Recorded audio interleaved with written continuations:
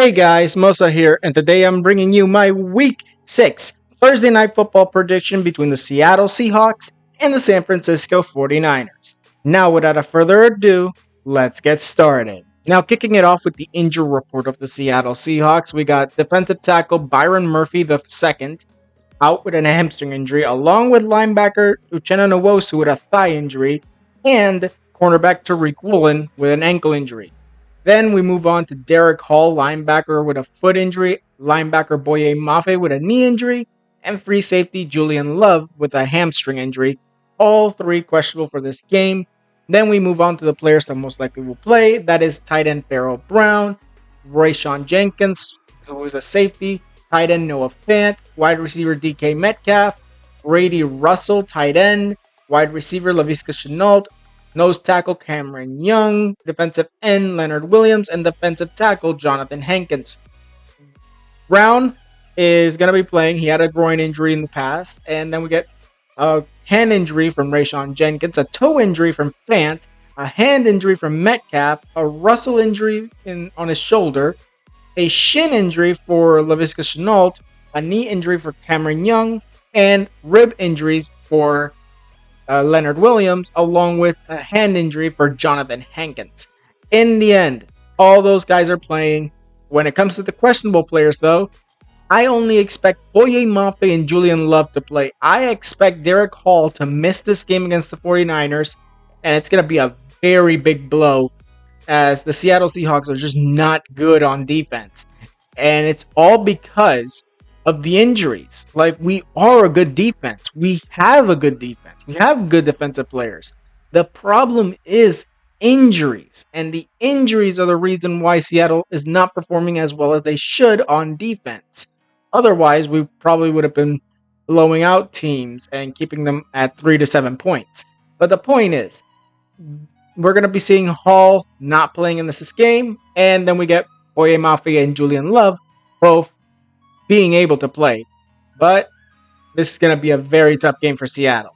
Now on to the offense of the Seattle Seahawks. We got Geno Smith at quarterback, running back Kenneth Walker III, wide receiver DK Metcalf, wide receiver Jackson Smith-Njigba, wide receiver Tyler Lockett, tight end Noah Fant, left tackle Charles Cross, left guard Lincoln Tomlinson, center Connor Williams, right guard Anthony Bradford, and right tackle Stone Forsythe.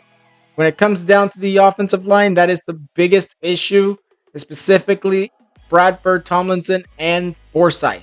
I'm pretty good with Connor Williams and Charles Cross, but realistically, the interior offensive line, specifically the guards, and obviously the right side of the field, that is the most troublesome part of the offensive line. Otherwise, tight end Noah Fant, pretty good.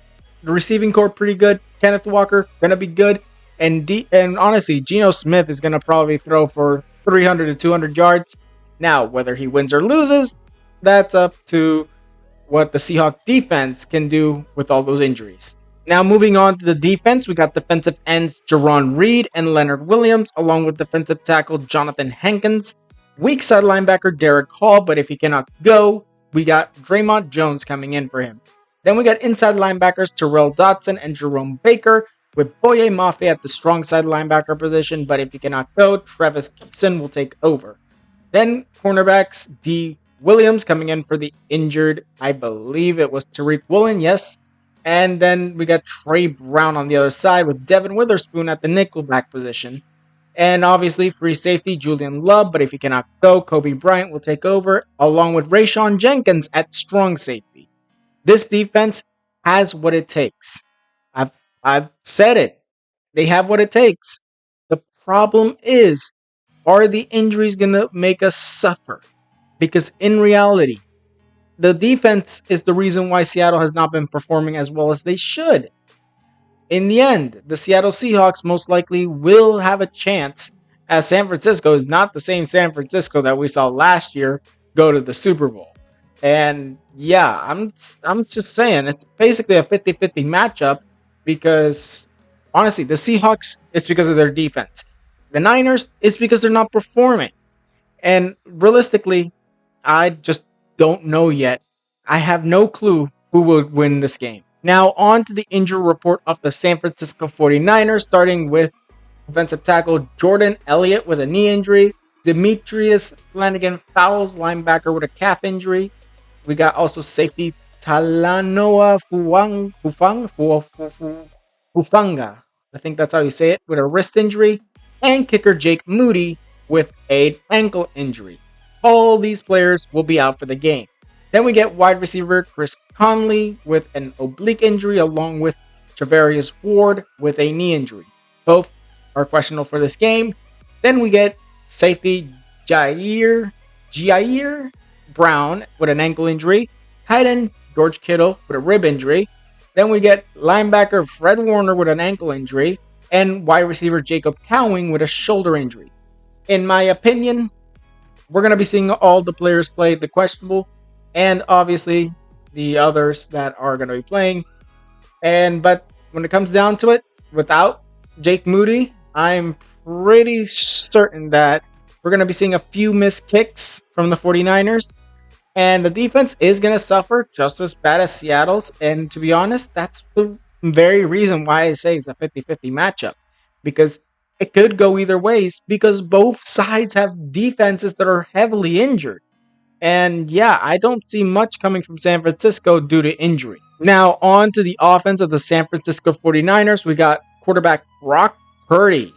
Then we got running back Jordan Mason. Fullback Kyle Juszczyk. Wide receivers Deebo Samuels, Brandon Ayuk, and Juwan Jennings. Tight end George Kittle. Left tackle Trent Williams. Left guard Aaron Banks. Center Jake Rendell. Then we got right guard Dominic Cooney and Colton Mikovits at the right tackle position. When it comes to the offense, I have no issues. George Kittle, Brandon Ayuk, Deebo Samuels, and Juwan Jennings are going to be catching for nearly 100 yards in this game, I think. And potentially, we're going to be seeing Juwan Jennings or someone else on the receiving game reach over 100 yards in this game. I think that Brock Purdy is going to be able to do that, while Jordan Mason will light up the run game, as Seattle's defense is not that good due to injury. And yeah, it's just going to be an offensive matchup between the Seattle Seahawks and the San Francisco 49ers. Now, moving on to the defense, we got defensive ends Leonard Floyd, Nick Bosa, defensive tackles Malik Collins and Kalea Davis. Kalea Davis coming in for the injured Jordan Elliott. Then we get inside linebacker Fred Warner, Devondre Campbell at weak side linebacker, strong side linebackers D Winters coming in for the injured Demetrius Flanagan Fowles. And then we get, obviously, cornerback Travarius Ward, but if he cannot go, Rock Ya-Sin will take over, with the other cornerback being Isaac Yadom, I think that's how you say it. And nickelback will be Yomodor Lenore, I think that's how you say it. I don't know if it is. Hopefully I said it right. Then we get free safety Jair Brown and strong safety George Odum. Obviously, Odum is coming in for Hufanga. I think that's how you say it. But in the end, when it comes down to it, the injuries on defenses, on both defenses, that's what's really going to hinder this game on both sides. Both defenses are going to be horrific. So we're going to be seeing a lot, like some big plays from Brock Purdy and Geno Smith, some big plays from Jordan Mason and Kenneth Walker, some big plays from Brandon Ayuk and DK Metcalf, some big plays from also a lot of other guys. Tight end Noah Fant and George Kittle are probably going to have good games today. But in the end, when it comes down to it, as long as they keep the pressure on Geno Smith and make him throw passes real quick, I think that that's really going to be the thing that wins the defensive matchup for the 49ers. Vice versa with the Seattle Seahawks, as both the Seahawks and the 49ers defense most likely has to just pressure the quarterback to basically make him throw dumb passes and make him incomplete passes or interceptions. Now, in conclusion, I have the San Francisco 49ers losing to the Seattle Seahawks 13-14. I'm going to say 13-14, mostly because I think that it's going to be a game-sealing blocked kick. I think it's going to be a blocked kick to end the game. The Seattle Seahawks would come up clutch in the end to, it was like a touchdown, let's say, and the extra point is blocked. That's what I think will happen. Seattle wins, and they win by pure chance because this can go either ways. And by the way, if you can see up there, that is when I played Madden. That's the end score via Madden. So yeah, this is going to be an interesting game to watch, but mostly for the offenses. Now that was it for this video. Tell me what you guys think in the comments below. Tweet me any video ideas. Also tell me down in the comments below, who do you think will win and who do you think will lose? Tell me down in the comments below. Now, like this video if you liked it, subscribe, and hit the notification if you want more videos. And I'll see you guys next time.